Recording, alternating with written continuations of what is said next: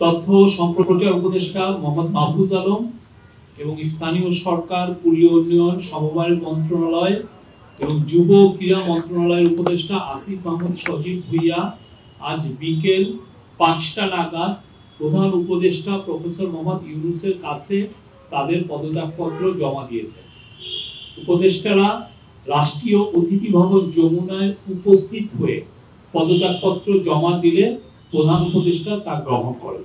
তাদের পদত্যাগ নির্বাচন কমিশন তফসিল ঘোষণার সাথে সাথে কার্যকর হবে। আবারও আমি বলি, তাদের এই যে পদত্যাগপত্র নির্বাচন কমিশন তফসিল ঘোষণার সাথে সাথে, যে ফেব্রুয়ারিতে যে নির্বাচন হচ্ছে সেই নির্বাচনের তফসিল ঘোষণার সাথে সাথে কার্যকর হবে। আপনারা হয়তো জেনেছেন যে এটা কালকেই সম্ভবত তফসিল ঘোষণা হচ্ছে। জুলাই গণ অভ্যুত্থানের সম্মুখ সারিতে থেকে নেতৃত্ব দেয়া এই দুই ছাত্র নেতার পদত্যাগপত্র গ্রহণের পর প্রধান উপদেষ্টা তাদের ভবিষ্যৎ জীবনের মঙ্গল কামনা করেন।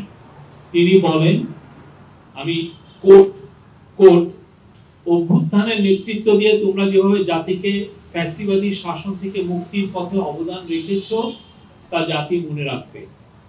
আমি বিশ্বাস করি ভবিষ্যতেও গণতান্ত্রিক উত্তরণ ও বিকাশে তোমরা একইভাবে সক্রিয় ভূমিকা রাখবে। প্রধান উপদেষ্টা আরো বলেন, আজ একটি ঐতিহাসিক দিন। প্রধান উপদেষ্টা আরো বলেন, এটা আবার কোট, আজ একটি ঐতিহাসিক দিন। অন্তর্বর্তীকালীন সরকার সবসময় তোমাদের অবদান স্মরণ করবে। আমি তোমাদের সুন্দর ও শুভ ভবিষ্যৎ কামনা করি। এত অল্প সময়ে তোমরা জাতিকে যা দিয়েছো তা জাতি কখনো ভুলবে না। তিনি বলেন, এটি একটি রূপান্তর মাত্র। আমি আশা করি আগামীতে বৃহত্তর পরিমণ্ডলে তোমরা আরো বড় অবদান রাখবে।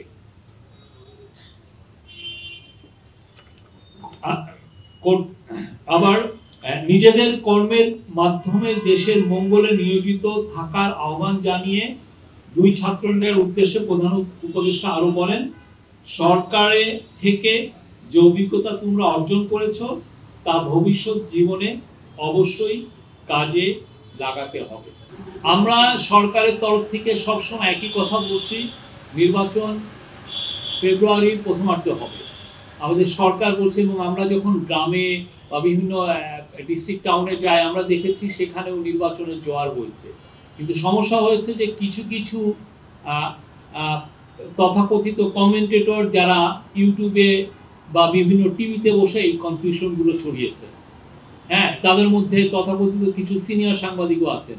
তারা প্রতি মুহূর্তে এই কথা, এতে হয়তো বা আমরা দেখেছি যে এতে ওরা হয়তো কিছু এক্সট্রা কিছু ভিউ পাচ্ছিলেন সেই। কিন্তু আমরা কিন্তু প্রথম থেকেই বলছি নির্বাচন ফেব্রুয়ারির প্রথমার্ধে হবে এবং এই বিষয়ে চিফ অ্যাডভাইজার সবাইকে প্রস্তুতি গ্রহণের কথা বলেছেন। আপনি দেখেছেন যে সব ধরনের প্রস্তুতি এই গভর্নমেন্ট নিচ্ছে। আজকে উনি সারা বাংলাদেশের যত ইউএনও আছে তাদেরকে উদ্দেশ্যে উনি অ্যাড্রেস করেছেন।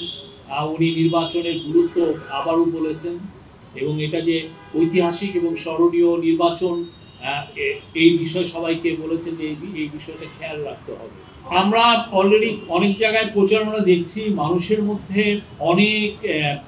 অনেক বেশি অ্যাওয়ারনেস, মানুষ জানতে পারছে আসলে হা না ভোটটা কি। এটা যে একটা প্যাকেজের মধ্যে আপনি যেটা প্যাকেজটাকে হা বলছেন আর যেটা আপনি যদি না নিন এটাকে প্যাকেজটা যদি না নিচ্ছেন তাহলে না নিচ্ছেন, এটা আমরা আমি নিজে চায়ের টেবিলের আড্ডায় যে আমি গত শুক্রবার মাগুরায় গিয়েছিলাম, দেখেছি এটা নিয়ে ডিসকাশন হতে। বাট আমাদের তরফ থেকে, গভর্নমেন্টের তরফ থেকে, গভর্নমেন্টের কালচারাল মিনিস্ট্রি, তথ্য সম্প্রচার মিনিস্ট্রি এবং অন্যান্য গভর্নমেন্টের যত উইং আছে প্লাস ইলেকশন কমিশন, তারা এই বিষয়ে বিপুল উদ্যমে আমি বলবো যে তারা প্রচারণা চালাবেন। আমরা আশা করছি বাংলাদেশের প্রত্যন্ত অঞ্চলে যারা থাকেন তারা পর্যন্ত সবাই জানতে পারবেন এই গণভোটটা কিভাবে, কি কারণে করা হচ্ছে এবং কিভাবে এই হানা ভোটটা দিতে হবে। এই তাদের পদত্যাগপত্র এফেক্টিভ হবে হচ্ছে ইলেকশন তফসিল ঘোষণার সাথে সাথে। এখন ইলেকশন তফসিল ঘোষণা যদি কালকে সকালে হয়ে যায় তাহলে তো ওনারা পারবেন না, আর যদি এটা পরে হয় তাহলে ওনারা থাকতে পারবেন। এটাই আমি যেটুকু জানি আর কি।